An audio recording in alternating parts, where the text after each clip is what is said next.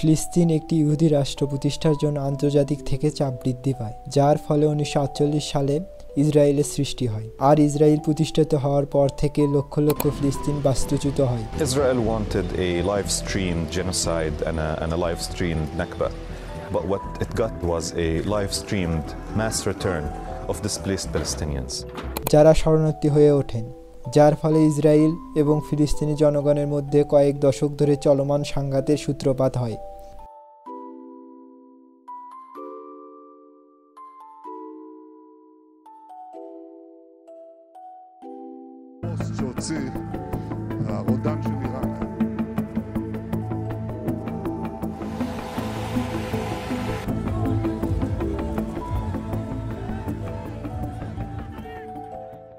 আর এই দিকে ফিলিস্তিনের অন্তত একটি অংশ তাদের নিজস্ব রাষ্ট্র প্রতিষ্ঠা করতে চায়।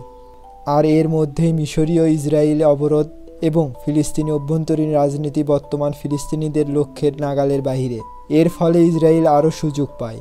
বছরের পর বছর ধরে অসংখ্য শান্তি চুক্তি আলোচনা হয়েছে, কিন্তু দীর্ঘমেয়াদী শান্তি চুক্তিতে পৌঁছানো যায়নি। এই সংঘাত সহিংসতার দ্বারা চিহ্নিত হয়েছে। চলুন 100 বছর পিছনে যাওয়া যাক।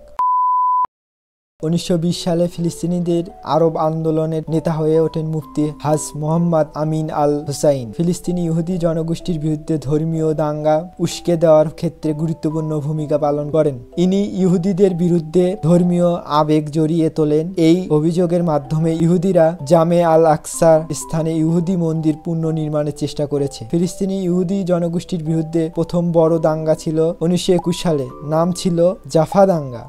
জাফা দাঙ্গার ফলে ইহুদি জনগোষ্ঠীর প্রতিরক্ষা বাহিনী হিসেবে হাগানাহ প্রতিষ্ঠিত হয়। এ ধর্মীয় জাতীয়বাদী দাঙ্গায় হেবেরনে ইহুদিদের গণহত্যা করা হয়। 1936 থেকে 1939 সালে আরব বিদ্রোহের সূত্রপাত হয়, আর এর ফলেই প্যালেস্তাইন থেকে জীবন নিয়ে পালিয়ে যায় ইহুদিরা এবং প্রতিবারের ন্যায় তারা লেবানন, ইরাক, ইতালি, অবশেষে জার্মানিতে আশ্রয় নেন। দ্বিতীয় বিশ্বযুদ্ধের সময় হজ আল আমিন হুসাইন ব্রিটেনের বিরুদ্ধে পবিত্র যুদ্ধ ঘোষণা করে যুদ্ধের জন্য একটি ফতেয়া জারি করেন।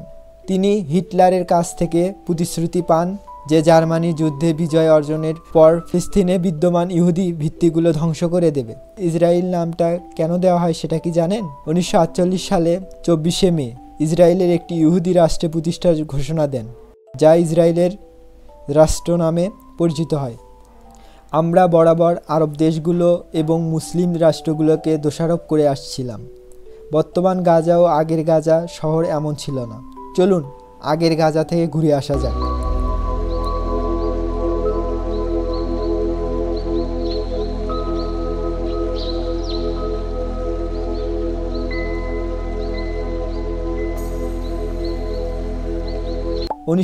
সালে জানুয়ারিতে গাজার একটি বেসামরিক এলাকা থেকে দক্ষিণ ইসরায়েলের দিকে ছোড়া একটি রকেট আসলে পুরো আরব দেশ এবং মুসলিম রাষ্ট্রগুলো ফিলিস্তিনের পাশে ছিল।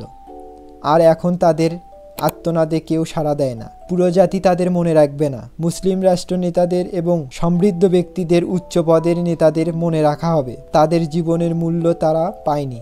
চলুন উইকিপিডিয়া থেকে মৃত্যুর সময়রেখা দেখা যাক। 2008 থেকে 2024 অনুযায়ী প্রাণহানি দেখানো হচ্ছে। আসলে যা আমাদের দেখানো হচ্ছে তা কিন্তু সঠিক নয়।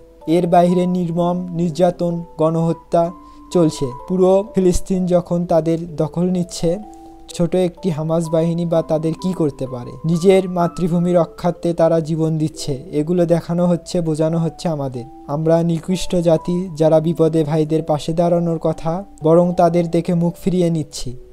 এর থেকে দুঃখজনক কি হতে পারে? আসলে ফিলিস্তিনের ভবিষ্যৎ কি?